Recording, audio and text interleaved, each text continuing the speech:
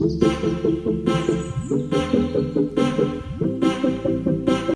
दोस्तों, मैं अमरदीप कादियान। नमस्ते, प्रणाम, सलाम वालेकुम, सत श्री अकाल, जय मसीह की, राम राम जी, जय माता की। दोस्तों, आपका स्वागत है मेरे यूट्यूब चैनल डिसेंट एडवाइस में। साथियों, आज हम बात करेंगे कि रिकवरी एजेंटों से आप लीगल तरीके से कैसे अपना पीछा छुड़वा सकते हैं। दोस्तों, जैसे कि आपको पता है, हमारे देश में कोरोना काल की वजह से जब लॉकडाउन हो गया था, उसकी वजह से काम धंधे, बिजनेस, व्यापार लगभग सब ठप हो गए थे। 40-50% से मैक्सिमम, ज़्यादा कोई आज की डेट में नहीं चल रहा है। 12.25 करोड़ आदमियों की जॉब जा चुकी है। जिनकी लगी हुई है वो भी 20-30-40-50% सैलरी पे काम कर रहे हैं। 100% सैलरी किसी को नहीं मिल रही है। अब दिक्कत परेशानी कहाँ आ रही है? लोन को रीपे करने में आ रही है। करोड़ों आदमियों की EMI रुक गई है। अभी तो माननीय सुप्रीम कोर्ट से NPA पे रोक लगा हुआ है, जिसमें 8 दिसंबर की तारीख लगी हुई है। लेकिन बैंक और NBFC कंपनियों ने ये रिकवरी एजेंटों को, लोगों को एडवांस में ही पीछे छोड़ा हुआ है, जो कि लोगों को परेशान और हरास कर रहे हैं। एक मेरे पास ऐसा कमेंट आया था, एक लेडीज के पास रिकवरी एजेंट रात को भी जा रहा है उसके घर, उसको परेशान कर रहा है। 50,000 रुपये उससे भरे नहीं जा रहे थे, क्रेडिट कार्ड की पेमेंट थी। वो अगले दिन फिर सुबह चला गया। वो लेडीज, अभी उनके घर वाले सारे, उसका हस्बैंड भी अभी सोते उठे भी नहीं थे कि वो घर चला गया। उसने बेल बजा दी। जब वो बाहर निकली तो वो नाइटी में थी लेडीज, क्योंकि अब एकदम से उठेगा तो आदमी ऐसे ही बाहर जाएगा। तो वो फिर बेफालतू की बकवास करने लगा। वो जो रिकवरी एजेंट था, उस लेडीज ने उसको समझाया, डिसेंट तरीके से बात की, चाय पानी उससे पूछी। उसने कहा, भाई एक पैसे नहीं है तो कोई बात नहीं, आप मेरे साथ एक सेल्फी खिंचवा लो, क्योंकि मुझे अपने बॉस से दिखानी पड़ेगी। वो लेडीज के साथ नाइटी में ही, उसके जो नाइटी में थी उसके साथ फोटो खींच के अपनी लेके चला गया। तो इतनी यहां तक कितनी गिरावट पे आ गए हैं रिकवरी एजेंट। इनको किसी की माँ, बेटी, दी, बहन की, किसी की कोई इज्जत का कोई ख्याल नहीं है।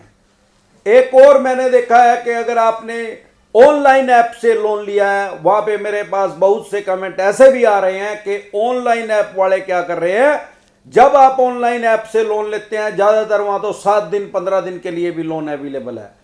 लगभग सभी लोन ऐप कंपनियां, सारी नहीं कह सकते पर लगभग सभी, वो क्या कर रही हैं, आपसे परमिशन ले रही हैं, जो आपके फोन के अंदर डाटा है उसको अपने पास ले रही है। क्योंकि जब आप लोन के लिए उसके पास अप्लाई करते हैं, तो क्योंकि वो ऑनलाइन होता है, उसमें कोई कागज तो वो मांग नहीं रहे हैं, उनकी टर्म कंडीशन आती रहती है, आप उसको यस यस यस यस करते रहते हैं। उस यस यस यस यस करने से आपके जो नंबर सेव हुए हैं आपके फोन के अंदर, वो सारे नंबर भी उनके पास चले जाते हैं। जैसे ही आपकी किस्त रुकती है, वो उन नंबरों को हैक करके सारों को, क्योंकि आपने उनको परमिशन पहले दे दिया, वो उसका एक व्हाट्सएप ग्रुप बना लेते हैं। आपको पता होगा, जितने नंबर आपके फोन में सेव है, उनमें से 90% नंबरों पे व्हाट्सएप चला हुआ है। उसका ग्रुप बना के अब जो आपने नंबर सेव कर रखे हैं वो आपको लगभग जानता ही होगा, क्योंकि ऐसे अननोन आदमी का तो कोई नंबर सेव नहीं करता। जिसके 1-2 बार कभी काम पड़ता हो तो आदमी उसका नंबर सेव नहीं करता। तो वो नंबर किसके होंगे? आपके यार प्यारे रिश्तेदारों के ही पाएंगे ज्यादातर। वो क्या करते हैं, उनका सबका ग्रुप बना के और आपकी बेइज्जती करनी शुरू कर देते हैं, उसमें गाली गलौज करना शुरू कर देते हैं, सबको बता देते हैं। और वो ऐसा भी देखा मैंने, एक ऐसा कमेंट भी आ रहा था, सिर्फ 7,000 रुपए लोन ले रखा है उस आदमी ने, उसका ग्रुप बना के 7 करोड़ रुपए की बेइज्जती कर दिया, उस आदमी की इज्जत बेइज्जती का सवाल कर दिया, उससे वो पैसा दिया नहीं जा रहा। अब उनको जितना ज्यादा हरास कर रहे हैं। आप कोई भी ऑनलाइन ऐप लें, सबसे पहले ध्यान रखें, पहली बात तो मैं ये समझता हूं कि ऑनलाइन ऐप से लोन लेना ही नहीं चाहिए। क्योंकि जो चीज इंस्टेंट होती है वो कभी भी बहुत बढ़िया नहीं होती। क्योंकि आपने सुना होगा, सहज पके सो मीठा होए। अब एकदम से लोन लेंगे तो वो एकदम से ही वापसी मांगते हैं। भाई साहब, वो 7 दिन से 8वें दिन ही फोन करने शुरू करते हैं, मैं नहीं 5-7 दिन इसको देख लें। तो आपको ये ध्यान रखना, अगर ले भी रहे हो तो एग्री करने से पहले उसमें देखो यस यस यस भाई लिखा क्या हुआ इसमें, यस यस यस, उसको सारी परमिशन दे रहे हो, आप ही दे रहे हो, फिर आप परेशान होगे। उसके अलावा अगर आपको ये रिकवरी एजेंट बहुत ज्यादा परेशान और हरास कर रहे हैं, मेरे पास ऐसे भी कमेंट आ रहे हैं कि जिसने लोन लिया अगर उसकी ईएमआई डिफॉल्ट होगी तो उसके पास राजस्थान से, बॉम्बे से, गुजरात से, मणिपुर से, शिलोंग से, जम्मू कश्मीर से, बॉम्बे से, दिल्ली से, महाराष्ट्र से, अलग अलग जगह से फोन आ रहे हैं, उनका खून चूस लिया। और उस ब्रांच वालों को तो आ ही रहे हैं, एक दिन में 25-25 फोन तक आते हैं। तो आदमी का मेंटली बहुत ज्यादा वो प्रेशर में आ जाता है, दिमागी संतुलन खराब होने की स्थिति पे लोग आ गए हैं। उससे बचने का सिर्फ एक आसान तरीका मैं आपको बताता हूं। आपको क्या करना है, सबसे पहले ज्यादातर लोगों के फोन में ट्रू कलर लोड हुआ है। अगर आपके फोन में ट्रू कलर लोड नहीं हुआ, आप उस ट्रू कलर को लोड कर लीजिए।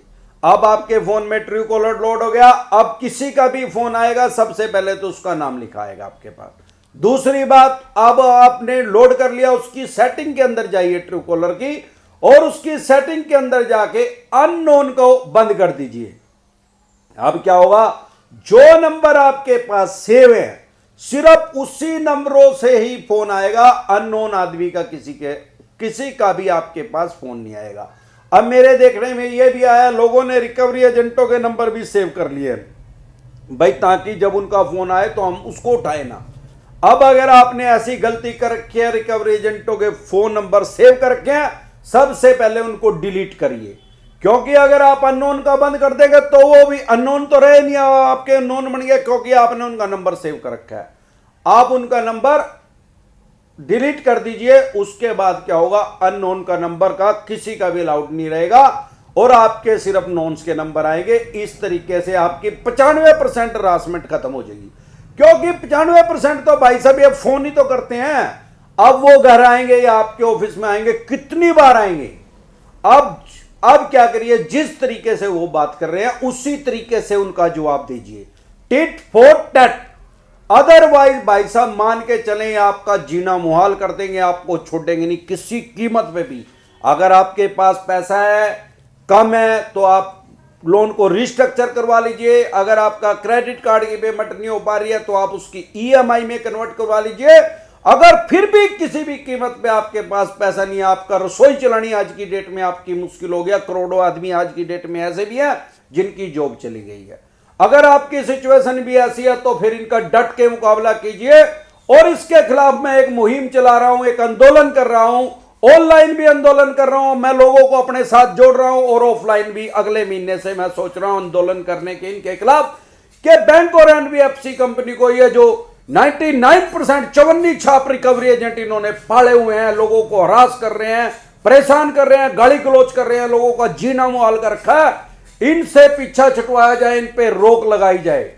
जब तक अगर मेरे बोलने से अकेले से कुछ नहीं होगा, आपके बोलने से भी अकेले से कुछ नहीं होगा, सारे देश में इसके खिलाफ कोई आवाज नहीं उठा रहा है। अगर आप मेरे साथ जुड़ना चाहते हैं, इसके खिलाफ आवाज उठाना चाहते हैं, तो अगर यहां से अलग जगेगी, एक चिंगारी लगेगी, वो सारे देश में जाएगी। क्योंकि सारे देश में इन्होंने लोगों का खोपड़ा खराब कर रखा है, मानसिक संतुलन इन्होंने खराब कर रखा है। चाणक्य जी कह के गए हैं, चिंता चिता से समान होती है। भाई अगर हम मरेंगे तो चिता पे जलेंगे ना, मरने के बाद जलाएंगे ना, हम हिंदू हैं। ये तो जीते जी हमें चिता पे पचा रहे हैं, चिंता इतनी कर रहे हैं, वो चिता के समान है। लोगों को हरास और परेशान इन्होंने इतना ज्यादा कर दिया है। जब तक इनके खिलाफ आवाज नहीं उठेगी, जब आवाज उठेगी, पहले ऑनलाइन आप जुड़ोगे और फिर ऑफलाइन भी हम जोड़ेंगे लोगों को। जब लाखों आदमी हमारे साथ जुड़ जाएंगे तो भारत सरकार के पास भी आवाज हमारी जरूर पहुंचेगी। हमारे माननीय प्रधानमंत्री जी नरेंद्र मोदी जी भी को भी पता लगेगा, और वो भी अगर चाहे तो भारत सरकार रिजर्व बैंक को आदेश दे सकती है, और रिजर्व बैंक और एनबीएफसी कंपनी को आदेश दे सकते हैं कि इन रिकवरी एजेंटों के ऊपर रोक लगाई जाए।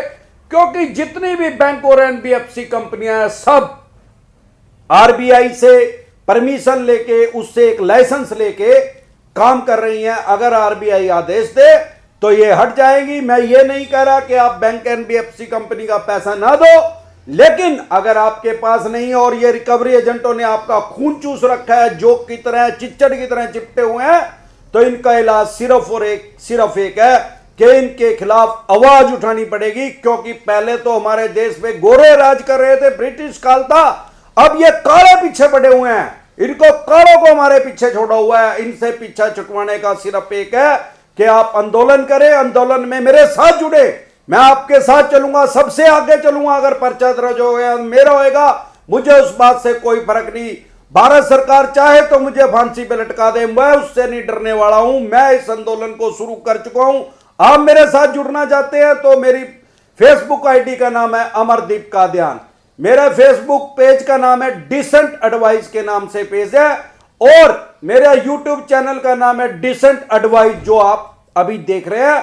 अगर आप मेरी मुहिम के साथ जुड़ना चाहते हैं, आपके कोई यार प्यारा रिश्तेदार भी परेशान है इन रिकवरी एजेंटों से, क्योंकि अगर हम लोन देने के लिए तैयार हैं, अगर ये कोर्ट में जाएंगे तो 4-5 साल लग जाएंगे बैंक और एनबीएफसी कंपनी वाले। यही कारण है कि इन्होंने रिकवरी एजेंट हमारे लोगों के पीछे लगा रखे हैं, आम आदमी के पीछे लगा रखे हैं, जो 10,000 20,000 करोड़ रुपए लेके विदेशों में भाग गए हैं।